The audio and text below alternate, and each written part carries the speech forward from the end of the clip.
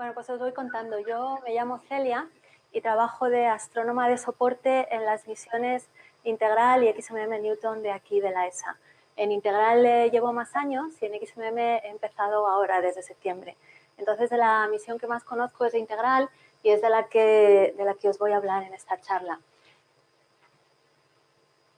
Os presento aquí un poquito el esquema de lo que voy a seguir.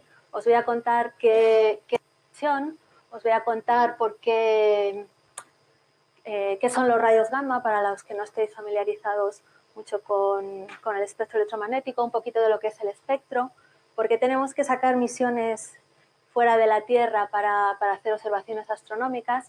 Y luego os voy a hablar un poquito también de las fuentes que observa Integral. No puedo hablar de todos los tipos de fuentes, así es que he elegido 3. Estrellas de neutrones, agujeros negros y ondas gravitatorias, que es el tema que ahora está así como más de moda en astronomía. Entonces, Integral es una misión de la ESA que se lanzó en el año 2002 desde el cosmódromo de Baikonur en Rusia y que ya lleva 17 años en el espacio. Integral tiene unas dimensiones de 5 por 3 y pico por 3 y pico metros. Estoy intentando usar el puntero, pero no me sale. Pero bueno, aquí en estos plots podéis ver las dimensiones de Integral y luego el peso de Integral. Integral pesa 4.000 kilos, que es así como parecido al tamaño de un camión pequeño. Integral orbita la Tierra en una órbita muy excéntrica. Se diseñó esta órbita para intentar que pasara el mayor tiempo posible dentro de los cinturones de Van Allen, fuera del campo magnético terrestre, porque cuando estamos en el campo magnético, en este campo magnético quedan atrapadas partículas cargadas que podrían dañar nuestra electrónica. Entonces se ha hecho una órbita muy elíptica, tiene su punto de máxima distancia a la Tierra es de unos 100.000 kilómetros y cuando está más cerquita de la Tierra, que es por la parte de la Antártida, queda una distancia de unos 10.000 kilómetros. Integral tiene 4 instrumentos, tiene 2 instrumentos principales que observan en rayos gamma, que son un instrumento que toma imagen, que es IBIS, SPI, que es un instrumento que permite hacer espectroscopía. Igual que hacemos espectros en óptico, podemos hacer espectros en rayos gamma y ver líneas de emisión. Pues eso hace el instrumento SPI. Y luego también, para tener información simultánea en rayos X y ópticos, la misión tiene el instrumento GEMEX y un monitor óptico. Todos los instrumentos observan la misma región del cielo simultáneamente. Entonces, cada vez que observamos una misma fuente, la estamos viendo en rayos gamma, en rayos X y en óptico. Y así podemos entender mejor qué es lo que pasa con esta fuente. Y esto no va muy bien, creo que he tocado algo y me lo he cargado. A ver. Bueno, pues lo que no consigo es que me salga el ratón.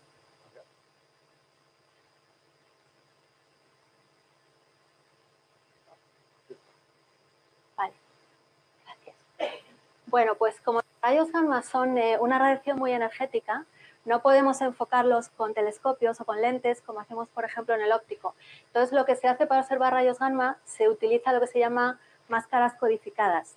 Se pone un elemento muy pesado, normalmente titanio, y este elemento muy pesado tiene agujeros que dejan pasar la radiación y células sólidas por las que la radiación no puede pasar.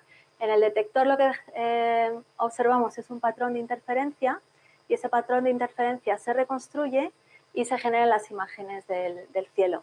El hecho de que Integral lleve estas máscaras codificadas es lo que hace que sea una misión tan pesada, que tenga que pesar tanto, porque una de estas máscaras pesa como media tonelada ella sola.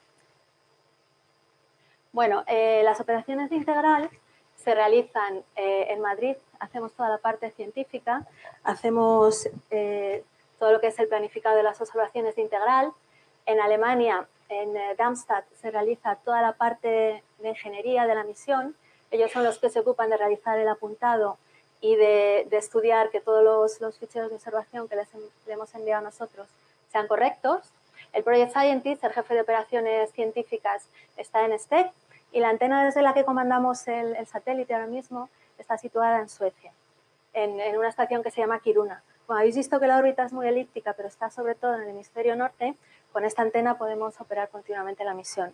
Aparte de eso, la distribución de datos a los observadores tampoco se hace desde aquí, sino que se hace desde otro centro en Ginebra. Entonces, como veis, es una misión muy colaborativa. Ahora, ¿cómo funciona? ¿Cómo hace la gente que quiere observar con Integral?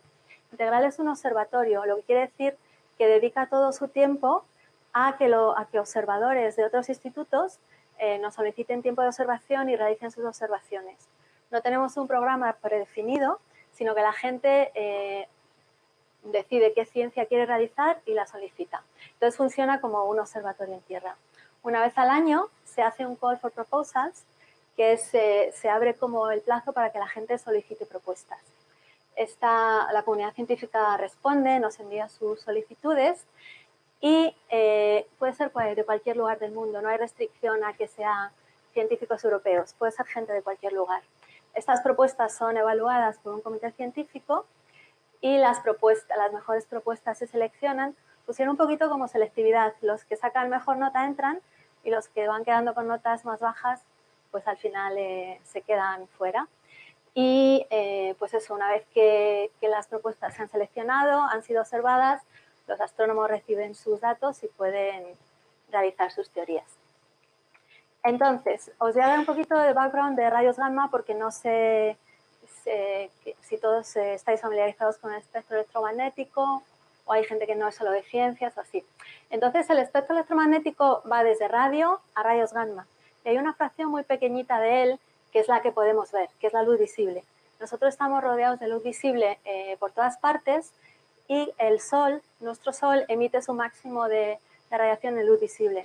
Entonces, de alguna manera, nuestros ojos se han adaptado a este tipo de radiación porque es como la que más abunda y con la que mejor podemos observar el mundo. Pero aparte de la luz visible, hay otras muchas radiaciones. Hay radiaciones menos energéticas que la luz visible, infrarrojo, microondas y radio, y hay radiaciones más energéticas, ultravioleta, rayos X y rayos gamma. Están ahí, pero no podemos verlas. Entonces, como veis, nos perdemos casi todo el espectro, solo vemos una fracción muy pequeñita de él. Entonces, aquí os pinto como una onda y veis que esta onda se alarga hacia la derecha y se acorta hacia la izquierda.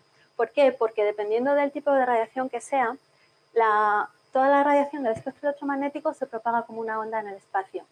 Y esa onda se propaga a la velocidad de la luz. Todas ellas viajan a la velocidad c. Pero se diferencian unas de otras en la frecuencia de la onda, en el número de oscilaciones que realizan por segundo. Las radiaciones más energéticas, como los rayos gamma, realizan oscilaciones del orden de... Bueno, esto os lo pongo más adelante porque no me acuerdo del número. Pero bueno, tienen las radiaciones más energéticas tienen una frecuencia mayor, oscilan más rápido, y las radiaciones menos energéticas como radio tienen una frecuencia mayor. Y bueno, pues los rayos gamma es la parte más energética del espectro, la que nosotros estudiamos. Aquí os pongo un poquito más de información, donde básicamente pues, os enseño la longitud de onda de cada radiación comparada a escalas que podamos entender. Entonces, la longitud de onda de radio tiene el tamaño de edificios, mientras que la longitud de onda de rayos gamma tiene tamaño del orden de átomos. Y entre medias, la longitud de onda de la luz visible, la que nosotros vemos, tiene el tamaño de protozoos. La radiación, el tipo de radiación que emite un cuerpo depende de su temperatura. Los cuerpos más fríos emiten radiación del orden de radio, infrarrojo, microondas, y cuanto más caliente esté un cuerpo, el tipo de radiación que emite adquiere mayor frecuencia hasta llegar a los rayos X. Los rayos gamma no se emiten por temperatura. No hay procesos térmicos capaces de hacer que se emitan rayos gamma. Entonces, los rayos gamma los encontramos en otro tipo de fenómenos físicos. Ahora, ¿qué es lo que pasa? Pues lo que pasa es que la atmósfera no es transparente a todas estas radiaciones. Si nosotros queremos observar radiaciones, o sea, aquí os muestro las tipos de radiación que atraviesa la atmósfera, que básicamente es visible, un poquito de infrarrojo y radio. Lo que está en gris es la atmósfera es parcialmente transparente a esa radiación y lo que está en negro es el tipo de radiación que no puede atravesar la atmósfera. Entonces, ultravioleta, rayos X y rayos gamma que vengan del cosmos son absorbidos en las capas más altas de la atmósfera y no pueden llegar a la Tierra. Esto es muy bueno porque rayos X y gamma son nocivos para la vida.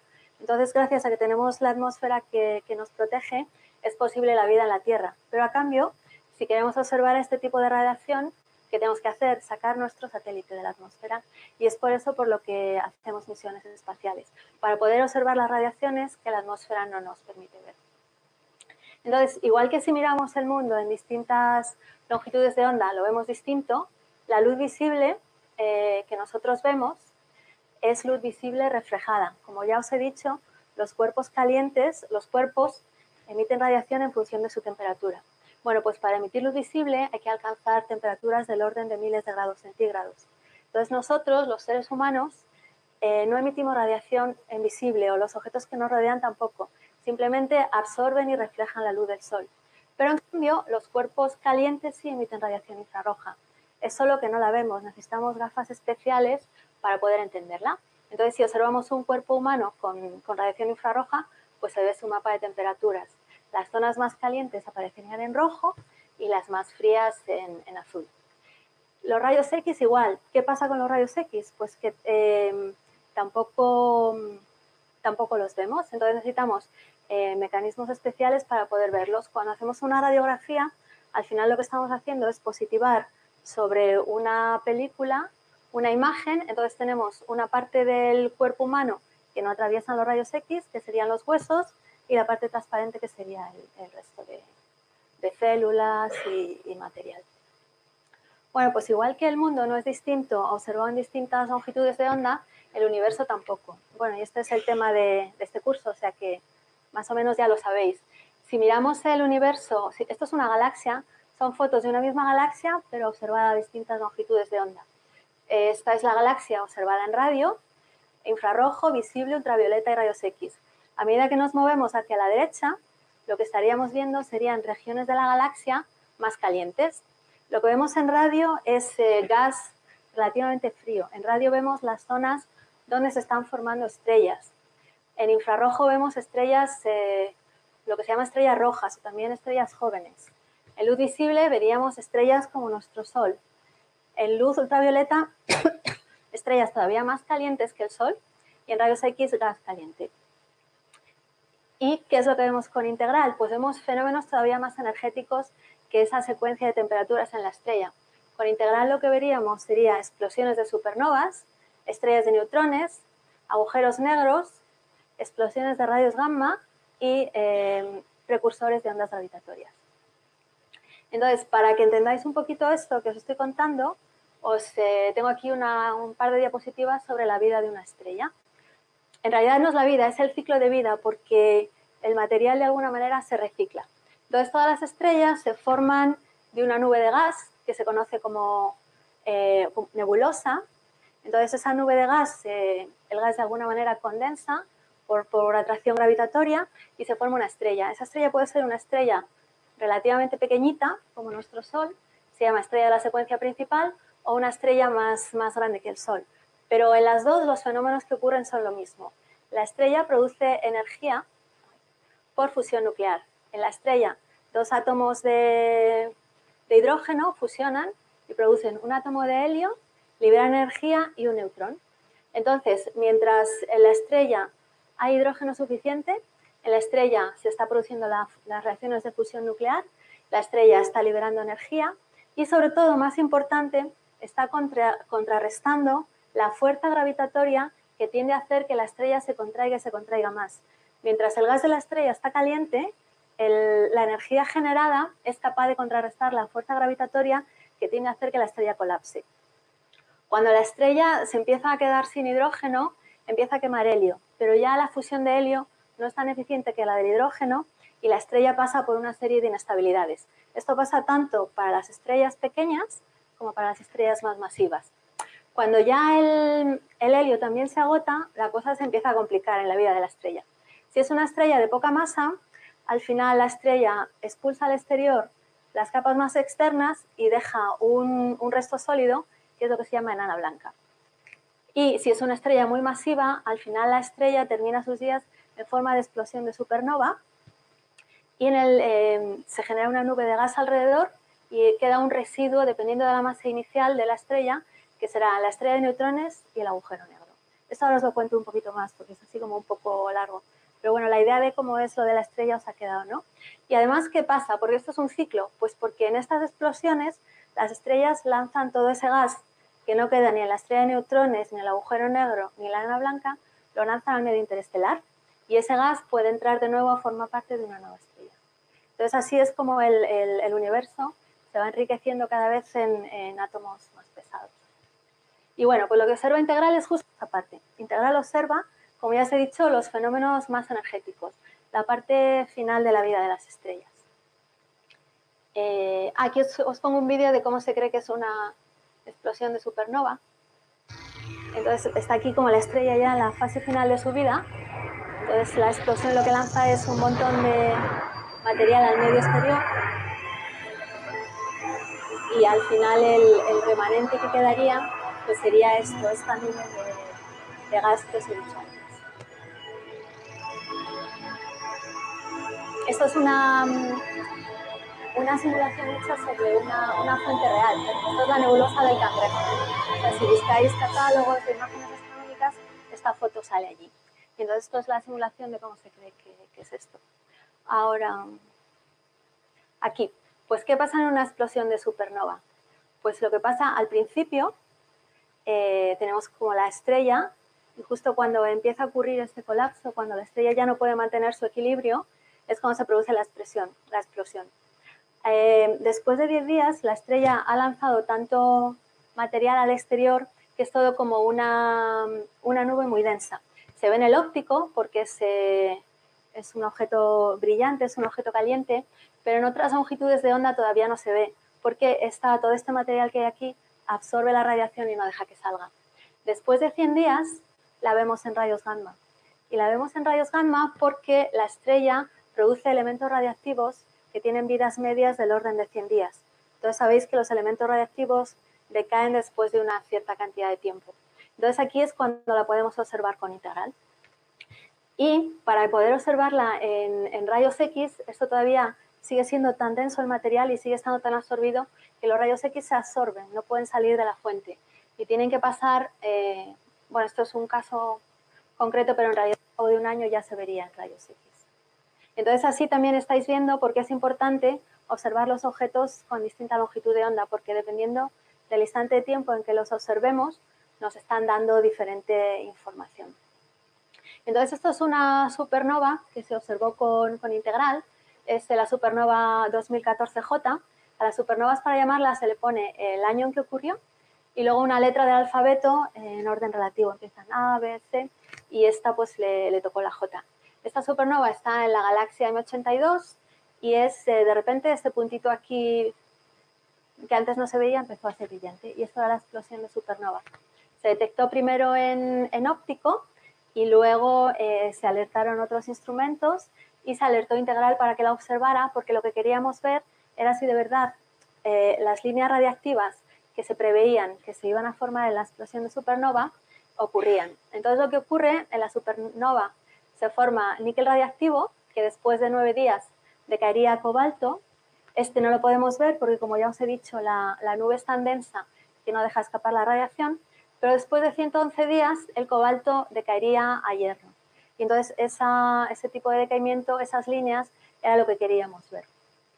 Entonces observamos con Integral y claro, el espectro teórico siempre es más llamativo que lo observado, pero se confirmó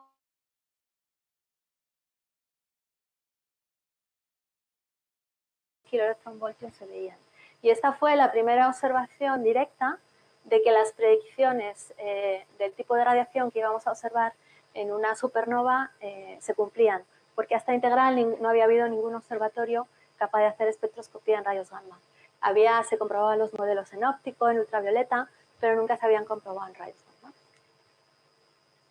Ahora, ya dejamos las supernovas de lado y os voy a hablar un poquito de estrellas de neutrones.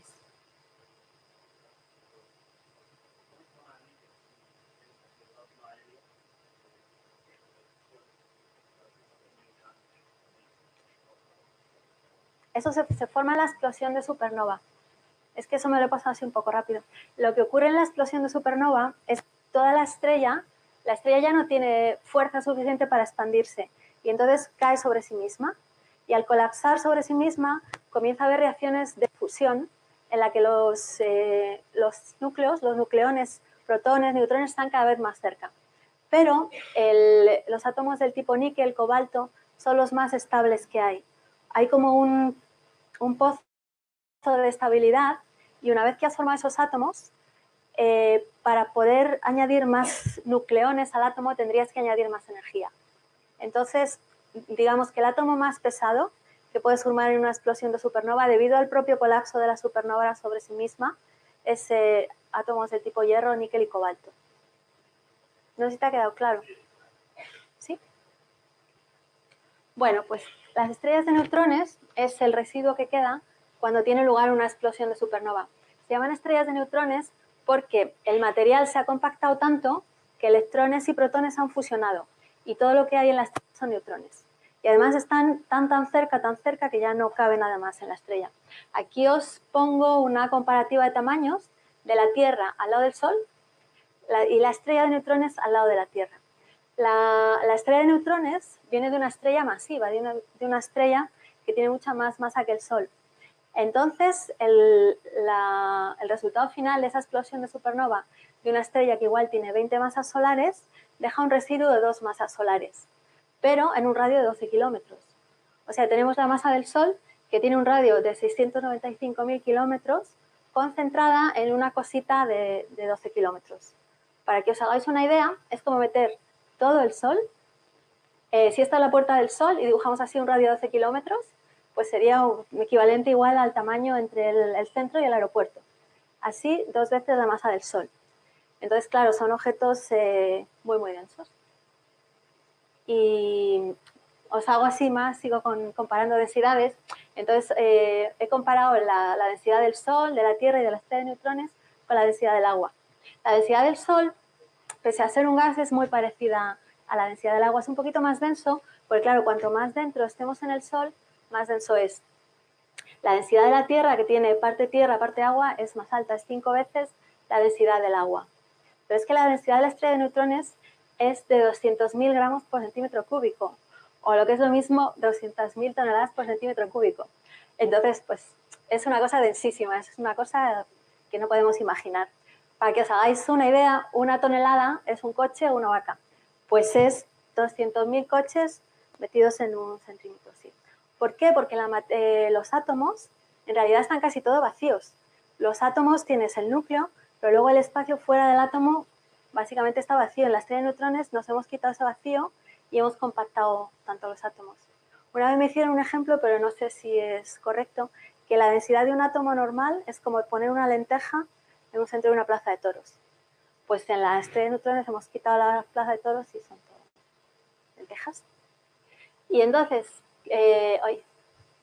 pues las estrellas de neutrones, claro, son objetos muy curiosos. No solo son densas, no solo son pequeñas, sino que encima tienen un campo magnético muy intenso. No se sabe bien por qué ese campo magnético es tan intenso, pero parece que es como que se hizo una especie de dinamo cuando la supernova colapsó y entonces se formó ese campo magnético tan intenso. Y aparte rota muy rápido. Entonces hay estrellas que tienen campos magnéticos del orden de 10 a la 10 Gauss. Para que os hagáis una idea, el de la Tierra es medio Gauss.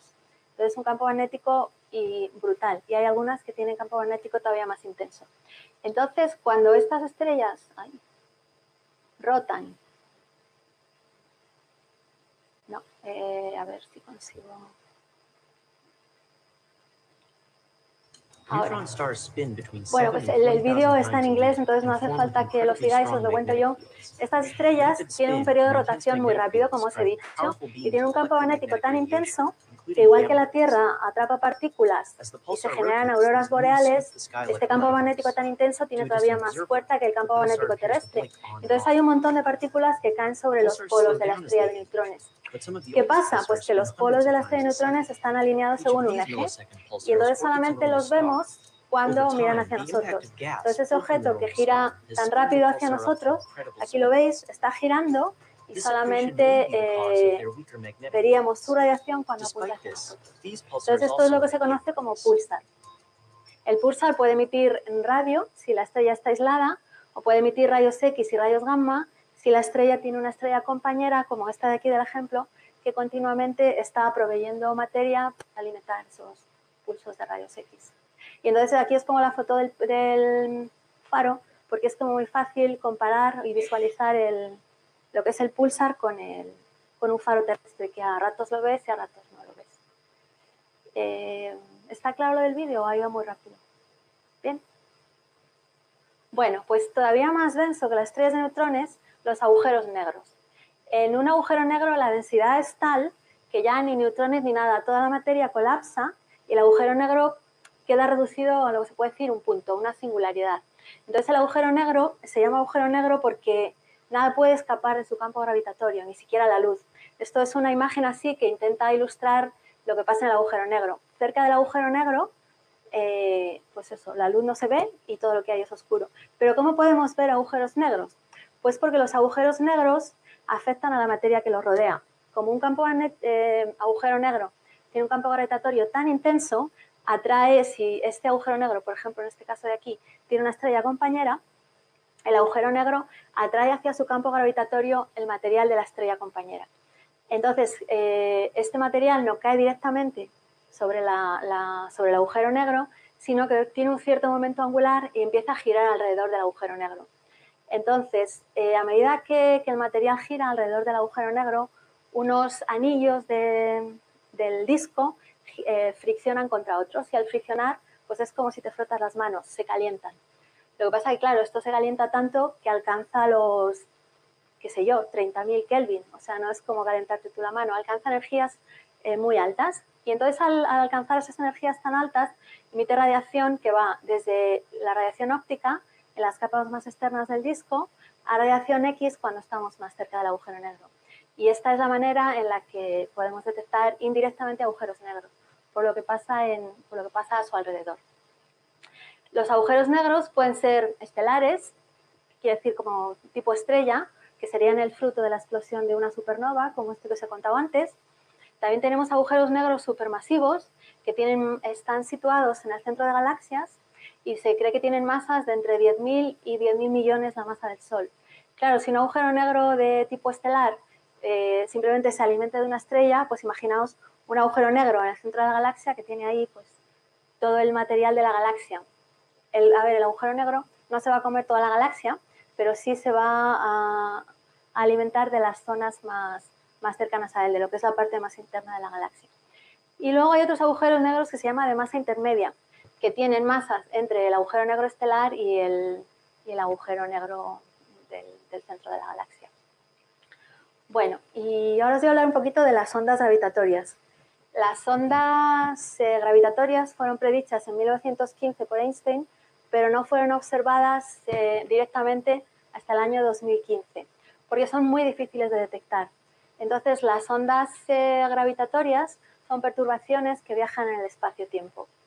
Einstein lo que entendía era que el espacio-tiempo es como una malla. Es una malla elástica y deformable, y de manera que cuando colocamos masas en esa malla se deforma.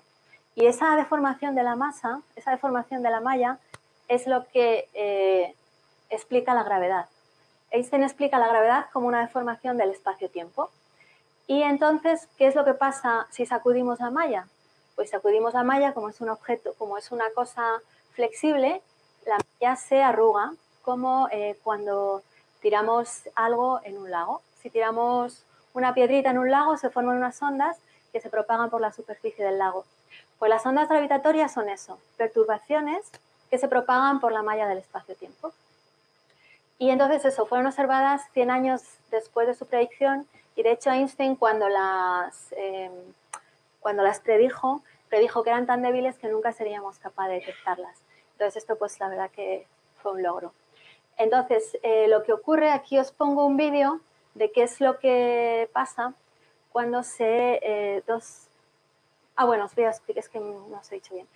Si las ondas gravitatorias son tan débiles, ¿qué necesitamos para poder observarlas? Objetos muy masivos. ¿Y qué es lo más masivo, sobre todo lo más concentrado que tenemos en el universo? Agujeros negros y estrellas de neutrones.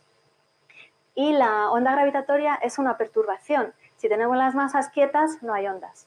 Es como si estás en un lago. Si está todo quieto, no se propagan ondas. ¿Cómo se propagan? Cuando la superficie se perturba. Entonces, ¿cómo podemos detectar ondas gravitatorias? Pues cuando agujeros negros o estrellas de neutrones colapsan uno contra el otro. Entonces esto se predijo que podía ocurrir, pero bueno, pues hasta 2015 no no se detectó. Entonces aquí os pongo primero, os voy a contar lo que vamos a ver en el vídeo. En el vídeo vamos a ver dos estrellas de neutrones cayendo una sobre la otra. Entonces a medida que caen una sobre la otra, se empieza como el espacio-tiempo alrededor se forma a perturbar, empieza a perturbarse, la onda se empieza a propagar y esto sería la... Ay, otra vez el ratón. Bueno, esa onda que tenéis aquí sería como la perturbación que se propaga por el espacio-tiempo. A medida que las dos estrellas de neutrones están cada vez más cerca, la frecuencia de la onda cada vez es mayor, cada vez el espacio-tiempo oscila más y en el momento en que fusionan, la onda se apaga. Entonces, el vídeo este es así como muy espectacular y lo vais a ver. Entonces ahí tenemos la simulación, las dos estrellas de neutrones cayendo uno sobre la otra. Entonces se van, cada vez están más cerca, la cosa oscila más y llega un momento que están tan cerca que la cosa explota. Al explotar, ¿qué es lo que pasa? Se produce una explosión en rayos y ilumina el gas que está alrededor del espacio interestelar. Entonces, esto es lo que se quería observar y para observarlo se detectó un experimento en Estados Unidos que se llama LIGO. Entonces, este experimento, claro, son perturbaciones muy pequeñitas lo que queremos medir. Entonces, es una cosa como muy complicada de hacer. Lo que se hace, os lo voy a contar así rápidamente, se cogen dos brazos perpendiculares como de 4 kilómetros de longitud cada uno. Y se coge un láser, se lanza un láser. Bueno, se lanza un láser y el láser se desvía de manera que vaya en una dirección y en la otra. En cada una de las dos direcciones se coloca un espejo, de manera que el láser rebota y vuelve. Entonces aquí lanzamos el láser, va para allá y rebota y se tiene que recoger en este otro detector. Entonces, si una onda gravitatoria pasa por aquí, va a deformar, digamos, el terreno, el espacio-tiempo sobre el que se mueve el láser. Y entonces, un láser y el otro van a llegar a distinto tiempo. Y esto es lo que se ha utilizado para buscar ondas gravitatorias. Así contado parece como fácil, pero el diseño es muy complicado porque estamos intentando medir desviaciones del orden igual del tamaño atómico, porque estas ondas gravitatorias vienen de muy lejos y a medida que viajan por la malla del espacio-tiempo cada vez van perdiendo intensidad, como las olas en el lago. Entonces son muy difíciles de medir. Aquí os muestro, por ejemplo, cómo es el interior de los tubos. Tienen un montón de sistemas de vacío, tienen que corregir de perturbaciones, de terremotos en la Tierra, cualquier pequeña vibración ya les afecta. Y bueno, pues se construyó este sistema. En Estados Unidos se han construido dos y entre ellos, o sea, lo que se hace es, si por uno de los dos detectores pasa la onda gravitatoria y por el otro pasa un poquito después, están a 3.000 kilómetros, pero las ondas gravitatorias viajan a la velocidad de la luz, de manera que en 7 milisegundos se ha detectado en uno y en el otro. Y con esa detección son capaces de estimar de dónde viene la onda gravitatoria. Pero claro, eso tiene un error muy grande. Entonces, para mejorar un poquito la detección, lo que se hizo, se ha hecho otro tercer detector en Italia, que al estar ya todavía más lejos, es un poco más fácil como poner cotas al sitio de emisión de la onda gravitatoria. Aquí os pongo un plot para que os hagáis una idea. Simplemente con la detección de Estados Unidos, el error que tenemos en posición sería del orden igual de 90 grados, o sea, sería como todo el cielo, del Ecuador al Polo Sur y una banda de otros 10 grados. Entonces ahí ponte a buscar la fuente de la que viene la onda gravitatoria. Añadiendo LIGO, añadiendo Virgo, añadiendo el detector en Italia, se ha podido limitar un poquito más la detección. Entonces ahora se puede encontrar la zona de la que viene la onda gravitatoria, pero todavía las detecciones son bastante difíciles. Aún así, el proyecto empezó a funcionar en 2015 y se detectaron varios eventos de fusión de agujeros negros. Pero como os he dicho, los agujeros negros tienen un campo gravitatorio tan intenso que nada escapa de ellos, ni siquiera la luz. Entonces, si hay una fusión de agujeros negros, no vemos nada en luz visible, porque si coges dos agujeros negros y los juntas, el agujero negro que se forma es todavía más masivo. Entonces tiene un campo gravitatorio todavía más intenso. ¿Qué es lo que pasa? Pues que si lo que colapsa son estrellas de neutrones, entonces sí se emite radiación. El vídeo este de la simulación que os he puesto es una simulación de lo que ocurre cuando se colapsan dos estrellas de neutrones. Entonces lo vuelvo a poner aquí como bajito y os voy contando aquí lo que pasa. A medida que las estrellas de neutrones colapsan, como ya hemos visto antes, la onda empieza a crecer en frecuencia. Cada vez el espacio-tiempo oscila más rápido hasta que se produce la fusión. Cuando esto ocurre, este plot de aquí va mostrando cómo la frecuencia ocurre. Bueno, pues ¿qué es lo que pasó en el año 2017? Pues que justo después, un segundo después de la detección de una onda gravitatoria, detectamos dos en rayos gamma. O sea, esto que hemos visto en el vídeo de que primero colapsan y luego se emite un chorro de radiación, lo vimos de verdad observacionalmente. Entonces lo vimos con un satélite de NASA que se llama Fermi y lo vimos así con peor señal, pero también lo vimos con integral.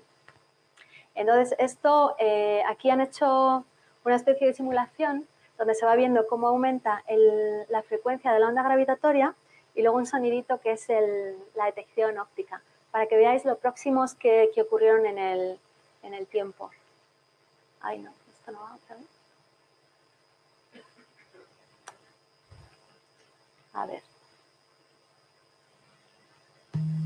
Entonces esto es la frecuencia, cómo va ocurriendo, cómo se van acercando las estrellas de neutrones hasta que colapsan y luego un poquito después se ven los... Estas son así cosas fricadas de astrónomos, que igual tampoco... Pero bueno, era como para hacer énfasis en que esto ocurría así, porque el hecho de que simplemente se detecte la onda electromagnética un segundo después de la onda gravitatoria, lo que hacía era confirmar la teoría de Einstein, que en la gravedad las ondas gravitatorias se transmiten a una velocidad finita y esa velocidad finita, no infinita, es la velocidad de la luz. Entonces esto fue como la verificación de la relatividad general de Einstein y a la gente que diseñó el experimento LIGO, que estuvieron muchos años trabajando, mejorando, les valió el Nobel de Física en 2017. Aparte, este evento fue muy importante para la comunidad astronómica, era un hecho así singular y entonces supuso un ejemplo de colaboración científica. El evento se observó por 70 observatorios, 7 de ellos en el espacio, y desde radio hasta rayos gamma, todo el espectro electromagnético observó este objeto y más de 3.000 científicos trabajaron en él. Se pudo identificar la galaxia donde había tenido lugar la explosión. Es una galaxia que está a 130 millones de años luz. O sea, fijaos, la luz y la onda gravitatoria estuvieron viajando 130 millones de años por el universo, por el espacio-tiempo, hasta que llegaron a nosotros con un segundo de diferencia. Entonces es así como muy importante. Y nada, entonces ahora seguimos buscando ondas gravitatorias. De momento, de fusión de estrellas de agujeros negros se han encontrado más de 30, pero estrellas de neutrones, un caso tan claro como este no ha habido. Ha habido otro que se ha podido ver más o menos en rayos X, pero estamos esperando a que haya otro evento parecido. Y ya para terminar, así como para cerrar todo, os voy a contar por qué esto nos afecta a nuestra vida de cada día, porque esto está muy bien así para nosotros que trabajamos en ello, pero ¿y qué? Y es que, bueno, ya dijo Carl Sagan que todos somos polvo de estrellas, pero ¿esto qué quiere decir exactamente? Pues que si tú miras a la tabla periódica, cuando ocurrió el Big Bang, solamente se formó hidrógeno y un poquito de helio. El resto de los elementos que nos rodean en la Tierra, el resto de los átomos que han hecho que el Sol se forme, que la Tierra se forme, que el resto de los planetas se formen, vienen de algún lado, no se generan de manera espontánea. Y entonces estos elementos son el resultado de procesado de los elementos originales de hidrógeno en carbono, carbono en litio, litio así sucesivamente, en estrellas masivas, en la explosión de enanas blancas, pero también en el merging de neutron star. En esta fusión de estrellas de neutrones que os he estado montando en los vídeos es donde se forman los elementos más pesados de la tabla periódica. El oro, el uranio, todo eso no existiría si no hubiera habido ya, cuando nosotros hemos existido, en el pasado un montón de explosiones de estrellas de neutrones. Aquí hay como un plot muy bonito que ha hecho un colega mío y donde se cuenta esto, los elementos del Big Bang, hidrógeno, helio, litio, los elementos que se han formado en las estrellas que son los elementos que dan la vida en la Tierra. Los elementos más abundantes, los elementos que tenemos en la Tierra, son los que se han formado en estrellas y que estas estrellas han lanzado al exterior en explosiones de supernovas. Y los elementos más extraños en la Tierra son los que se han formado en estos eventos de fusión de estrellas de neutrones. Y ya, nada más. Esto era todo lo que se iba a contar.